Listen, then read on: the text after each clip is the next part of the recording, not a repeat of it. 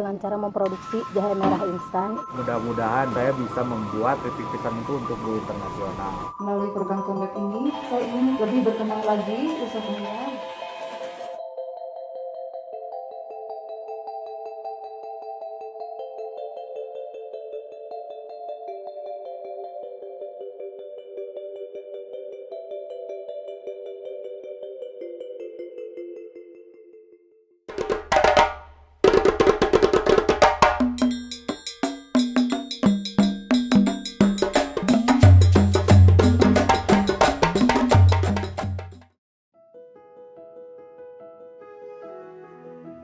Nama saya Lusis Karmayati, usaha saya minuman herbal dengan cara memproduksi jahe merah instan. Saya Tendi Rahdiana, usaha saya keripik pisang, untuk nama brandnya Badan Aku. Saya Aisyah Saputro, usaha saya bergerak di bidang kayu custom. Saya Aris Iswanto, usaha yang saya jalani saat ini adalah kedai kopi. Perkenalkan, nama saya Oni. Saya berusaha di bidang kuliner, khususnya cake and cookies. Nama saya Nana Supriyatna. Produk yang saya produksi itu mengolah produksi jahe. Saya Muhammad Fadli, Kepala Program Agribisnis Pengolahan Hasil Pertanian dari SMKN 1 Pacet. Kegiatan kewirausahaan yang kami rencanakan adalah optimalisasi pengolahan snack berbahan baku dasar aneka tepung. Kenapa saya memilih usaha keripik pisang? Karena keripik pisang itu saya pernah baca di salah satu artikel, salah satu keripik yang nggak diakui sama internasional. Jadi untuk progres kedepannya ya mudah-mudahan saya bisa membuat keripik pisang itu untuk go internasional. Usaha ini sudah bergerak sejak saya resign dari pekerjaan. Lalu ya sudah menjalankan minat saya aja karena saya senang beres-beres rumah dan ternyata saya butuh penyekat ruangan. Akhirnya saya buat, kemudian saya posting di Instagram, ternyata banyak yang berminat. Alasan saya mengapa memilih usaha kopi gongseng ini, pertama untuk memakmurkan petani kopi di Indonesia, kemudian memperkenalkan kopi murni yang mungkin selama ini masyarakat menganggap kopi adalah barang yang mahal. Kenapa saya memilih usaha itu? Karena jahe ini bisa dinikmati sambil santai, juga manfaatnya luar biasa. Jadi produksi ini ada aja kegagalannya karena harus mempunyai ilmu yang membuat si produk itu mengkristal. Dari bahan baku juga kadang bahan bakunya ada yang kurang cukup umur, jadinya ke hasil produknya juga kurang pedas rasanya. Menjalankan usaha keripik pisang atau menjalankan usaha Badan Aku kadang-kadang ramai, kadang-kadang enggak. Begitupun dari bahan baku sendiri. Soalnya kan dari bahan baku kita juga terpaku pada musim, kayak musim hujan angin kayak gitu kan si bahan bakunya juga susah. Jadi kita lebih pandai memilih mana produk yang bagus, mana produk yang jelek juga. Kalau tantangan saya selama menjalani usaha ini sih lebih kepada alat kerja. Itu masih terbatas. Kalau kendala yang dari luar, yang usaha kayu pasti banyak. Cuma kalau yang seperti saya itu kan customnya terkait sama perpaduan antara dua komponen. Jadi tidak bisa disamakan. Tantangan dalam menjalankan usaha, kalau harus dibilang ya memang banyak sekali tantangannya gitu. Apalagi saat memulai usaha ini memang saat kondisi pandemi, tapi karena dengan keyakinan yang tinggi saya coba tetap menjalankan usaha ini walaupun memang harus dalam beberapa bulan awal harus mendapati kerugian. Di era yang serba digital ini, para pelaku usaha dituntut untuk melek teknologi. Banyaknya kompetitor memacu kita berusaha untuk menjadi pilihan yang terbaik bagi konsumen, baik itu dari segi rasa, packaging, servis, dan juga harga. Tantangan dalam menjalankan usaha seperti saya yaitu masalahnya di pemasaran. Apalagi pemasaran yang offline-nya yaitu di toko oleh-oleh, itu sistem yang ada itu konsinyasi.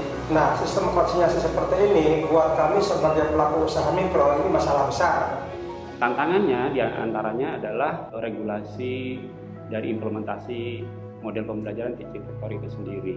Kemudian tantangan yang kedua, kita belum berhasil menciptakan rantai pemasaran yang mendukung kegiatan produksi.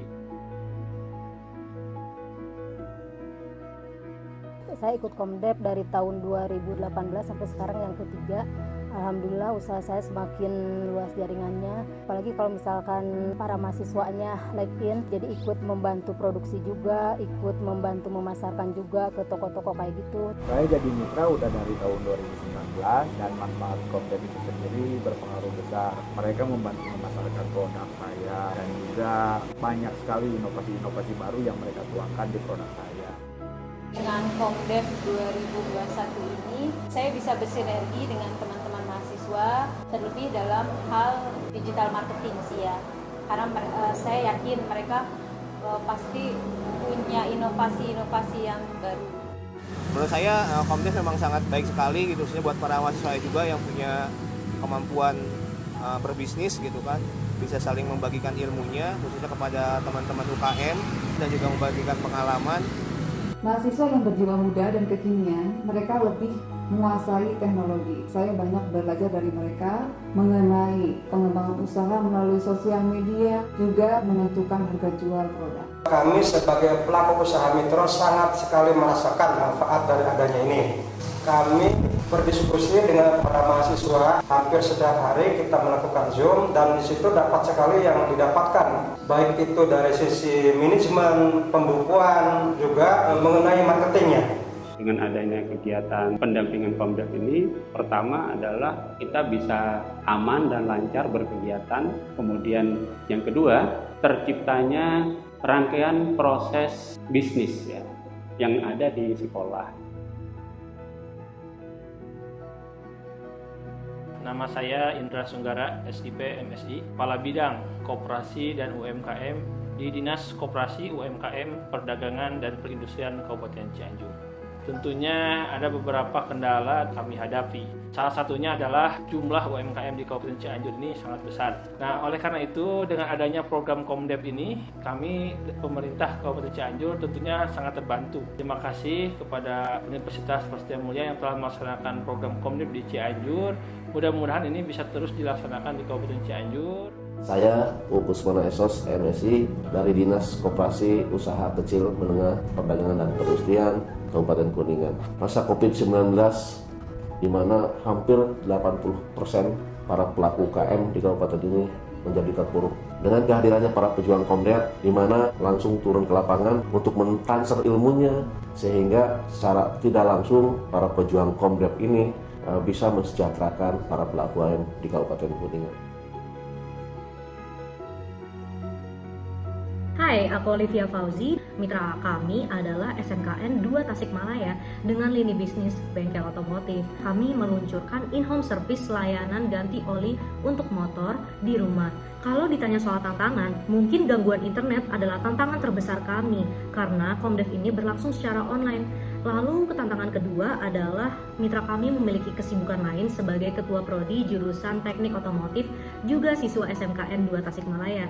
Kita ada beberapa kegiatan. Yang pertama ada rebranding produk mitra. Jadi kita ada merubah packaging dan juga nama dari produk mitra agar lebih sesuai dengan pangsa pasar saat ini. Yang kedua ada di bidang marketing sampai dengan mendaftarkan produk mitra di e-commerce.